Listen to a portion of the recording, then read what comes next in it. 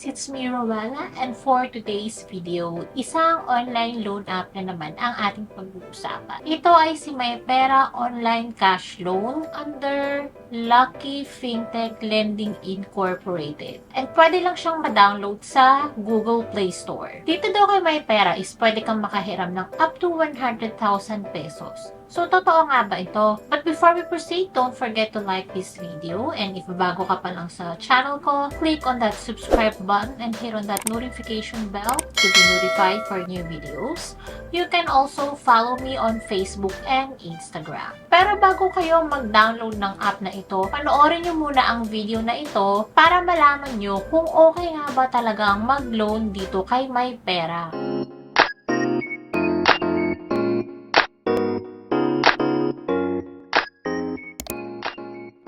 Isang napakagandang araw sa inyong lahat. It's me, Rowella, and welcome back to my channel. So for today, ang pag-uusapan natin is si MyPera Online Cash Loan App. Itong si MyPera Online Cash Loan App is available lang siya sa Google Play Store. So para sa mga iOS users dyan, hindi siya available. And medyo may kataasan din ang rating niya. Meron siyang 4.6 stars and more than 1 million downloads na siya. So ibig pa sabihin nito ay okay na mag-loan dito. Hindi porket meron siyang mataas na rating and marami siyang downloads, okay na itong online loan app na ito. Kaya i-check natin siya today kung okay nga ba talaga mag-loan dito. But before we proceed, this video is not sponsored and hindi rin po ako affiliated sa mga online loan apps na nire-review ko. Lahat ng online loan apps na nire-review ko is ginawa ko para ma-share ko yung experience ko sa iba. Kagaya nga na nabanggit ko kanina, pwede ka raw makahiram dito ng up to 100,000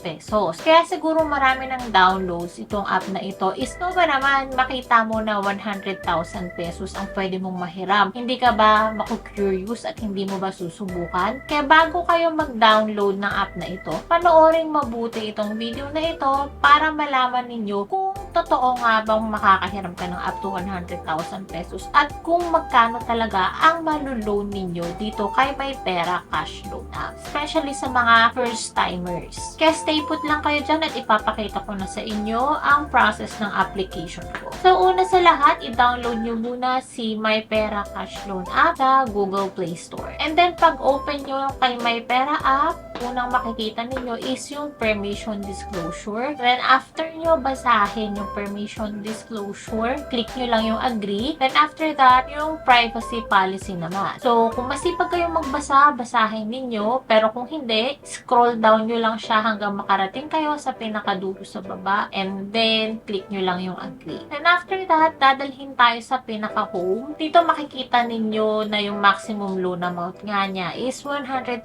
pesos. And then, yung loan term daw is 120 to 180 days. Pero syempre, hindi porke nakalagay is 100,000 pesos. Yan na yung mahihiram natin. So, to start the application process, click nyo lang yung borrow immediately. And, kailangan ninyong i-enter ang cellphone number ninyo. So, pagka-enter nyo ng cellphone number, click nyo lang yung next step. Tapos, magsisend ng OTP sa cellphone number ninyo. Once na-receive ninyo, enter nyo lang yung OTP. Pero bago tayo madala sa next step nung loan application, hihingi ng permission si MyPera na i-access yung location natin. Select nyo lang yung while using app. Tapos, next is hihingi naman ng permission ulit to allow MyPera to send us notification. Allow nyo lang yan. And then, dadalhin na tayo ngayon sa next step ng loan application process. Dito, yung next step is hihingiin yung personal information natin. So, ang mga need natin ibigay is residential address, yung length of stay natin sa address natin, or kung gaano tayo katagal na nakatira na dun sa address natin. Marital status, education, religion, email address, at lastly, yung Facebook account natin. So, lahat yan need natin ibigay para makapunta tayo sa next step. And then, sa second step naman is yung emergency contact. Dito kay MyPera Cash Loan App, dalawang emergency contact lang yung kailangan nila. So, compared sa ibang online loan apps na nasubukan na natin, minsan, 3, 4, 5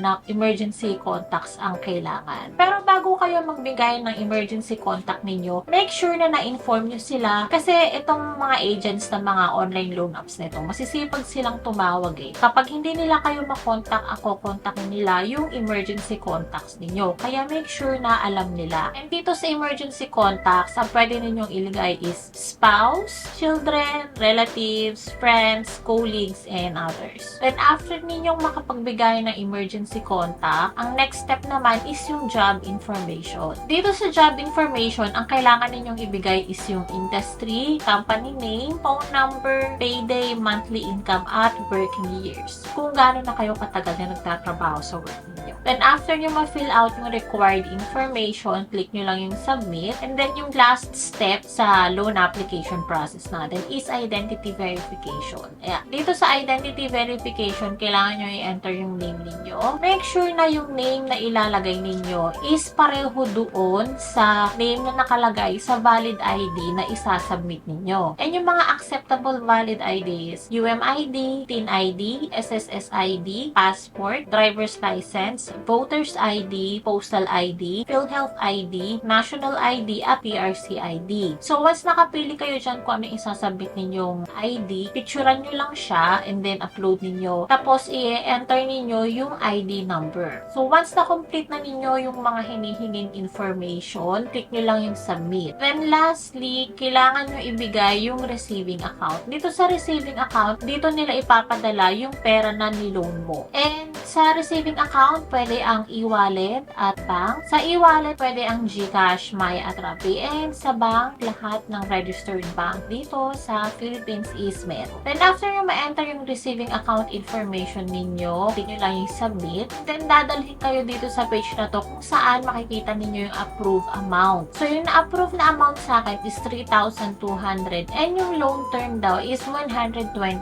days. And yung marireceive natin na amount is 3,200. So wala silang kaltas. Buo mo dang marireceive yung amount na niloan mo. Pero syempre, bago ninyo i-accept yung offer ni MyPera Cash Loan, click nyo lang yung fund receive para makita ninyo yung breakdown nung babayaran ninyo. Minsan kasi itong mga online loan apps na ito, hindi nila pinapakita yung breakdown. Tapos, magugulat ka na lang na ang laki pala ng kinaltas sa'yo kasi hindi mo chinek kung ano yung mga ikakaltas sa'yo. Tapos, minsan, magugulat ka, ang laki pala ng babayaran mo sa due date mo kasi ang taas pala or ang laki pala ng interest or kung ano nung fees ang mga nilalagay nila sa breakdown or sa babayaran ninyo. So, pagka-click ninyo ng fund receive, dito makikita nyo na yung breakdown. Yung interest is 32 pesos, service fee is 608 pesos, at yung management fee is 800 pesos.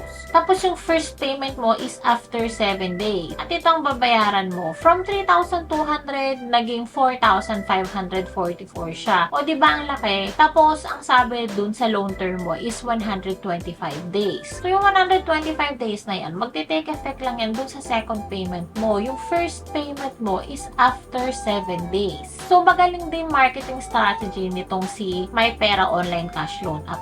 Kasi sasabihin nila 125 days yung loan term mo or 180 days yung loan term mo. Pero yung pala, yung loan term na yun is magte-take effect lang para dun sa second payment mo. Yung first payment mo is after 7 days. Actually, madalas ko din itong napapansin sa ibang online loan apps na nasubukan ko na. Siguro, ang advantage lang nito kay MyPera Online Cash Loan App is marireceive mo ng buo yung loan amount mo. Pero ang first payment mo naman is after 7 days. Kaya ayoko ng mga ganitong klaseng online loan apps eh. Kasi sobrang laki ng fees nila. So, mababa nga yung interest nila, pero ibabawi naman nila sa ibang fees kagaya nito, service fee, tsaka management fee. So, mababa nga yung interest nila, pero ibabawi naman nila sa ibang fees kagaya ng service fee at management fee para lang malaki yung kitain nila. Kaya kung ako sa inyo, pag-isipan ninyong mabuti kung mag-a-apply kayo ng loan dito kay MyPera Online Cash Loan App. Pero this is just my opinion na. Kasi sa inyo pa din kung itutuloy ninyo yung pag-apply ninyo ng loan dito. And para sa mga nakapag-loan na dito kay MyPera Online Cash Loan App, let me know your experience by commenting down below para makita ng ibang viewers natin yung experience ninyo. Kung okay nga ba talagang mag-apply ng loan dito. Anyways, that's it for today guys. I hope na nakatulong sa inyo